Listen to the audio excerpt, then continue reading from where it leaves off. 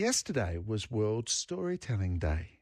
You might have missed the celebrations, but dozens of people gathered in Subiaco to honour the day and talk. And they told stories, not by updating blogs or posting on Facebook. They told stories by sharing them face to face. How's that for a concept? Lisa Evans is a speaker coach and she joins me now. Lisa, g'day. Hi, Geoff. Thanks for having me. Lovely to have you here, Lisa. In fact, from the moment you bounced into this room, I just sensed this sort of electricity and vibrancy, and you like a talk. I do, absolutely, and I love a story most of all. Tell me about celebrating World Storytelling Day. Why are you involved in it? And do you worry a little that some of us have lost the art?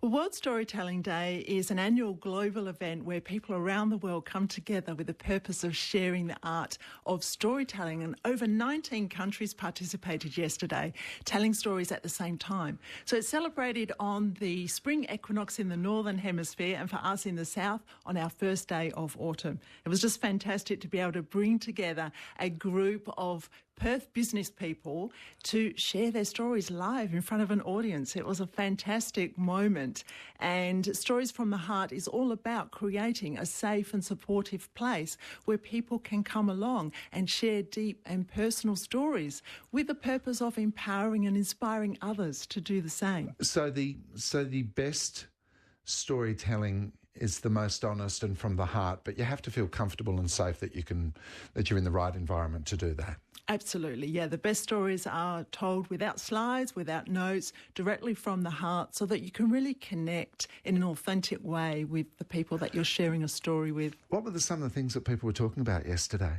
We had a range of stories, Geoff. We had stories around love, around lost love, around fear, around overcoming obstacles and challenges, and a very poignant story around forgiveness. And those who were telling the stories, how had you convinced them to do so? I asked them and they said, we're on board. We'd love to have a go. Yeah, everybody was on board with the concept and were really a little bit nervous but super excited about the opportunity. Okay. Now, I ask people to do this pretty much every day on the program because I ask them to reveal things of themselves. Folks, I might even give you a few moments now if you would like to. Yesterday was World Storytelling Day. Is there something that you would like to tell us about yourselves that you would simply like to share? Is it about telling people things or is it about sharing yourself with others, do you think?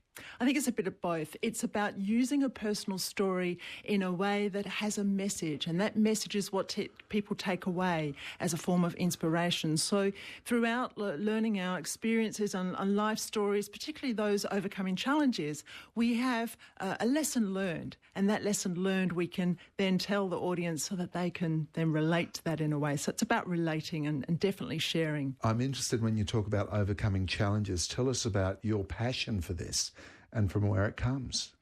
Yeah, my passion stemmed from a life-changing event. So I woke up one morning and lost most of my hearing due to a virus. So as a result of that, I had to leave my career as an intensive care midwife, the only career I'd ever known.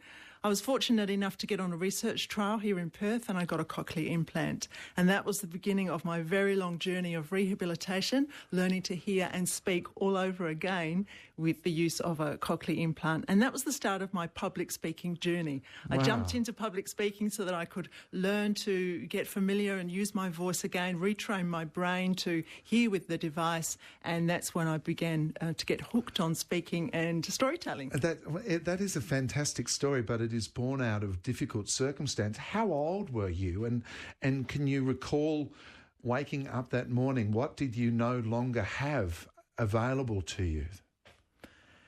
I was devastated because I was already aged 40 and I had only ever known the career as a midwife. So it meant literally walking away from my career and having to really rediscover myself and what I was going to do, and a long journey into sort of rehabilitating, finding a new career and finding sort of where I sit and how I was going to cope, having to... So, Lisa, what happens when you lose your hearing? What happens to language over time? And can you just sort of take us down that path? I mean, I look at you today and it perhaps explains some things to me. You enunciate beautifully and you speak very beautifully and very carefully. Are you a much more careful speaker than you ever had to be before? Absolutely. Yeah. Yes, I am. Now, I was left with some residual hearing on one side. So that was a particular challenge for the cochlear implant because my brain has to merge a synthetic sound that comes in through the device, which is very, very different to human voice, as well as the natural sound. And they do come in at slightly different times. So my brain has to put the two sound waves together. Some days it does it better than others. I do quite often rely on lip reading still. I literally woke up and my hearing had gone. All I could hear was a noise, like when you listen into a shower. I knew something was happening. I wasn't sure what was happening, but it was quite a sudden and definitely life-defining moment for me. My guest is Lisa Evans, who is a speaker coach. She is the woman behind the West Australian celebration of World Storytelling Day yesterday, and I can really understand why. But why did you decide that speaking publicly, I assume, was going to be of such personal benefit to you? I think it's so empowering to go from a place where, as I was, lacking confidence and being very shy and withdrawn and having to overcome such a challenge that was very difficult for me personally, to be able to then step out on stage and be able to share personal stories and messages that do inspire and entertain others. It's just an amazing skill and one that I just love sharing and helping others to achieve. What was the first time that you stood up on a stage and told a story? And was it your own story? And what did that feel like? Was it terrifying at the start and then empowering by the end? Absolutely, Was yeah. it? Definitely terrifying at the beginning and a huge adrenaline rush at the end of the story, yeah. I joined Toastmasters 6 years ago, and that was the beginning of my public speaking journey, where I learned, with the support of a great bunch of people here in Perth, to get the confidence to stand up in a supportive, no-fail environment. What you've been able to do now is find some confidence that was lost, but also you're encouraging more and more people to enjoy the art of storytelling. How would you advise people to begin the process? No one wants it to be born out of bad circumstance.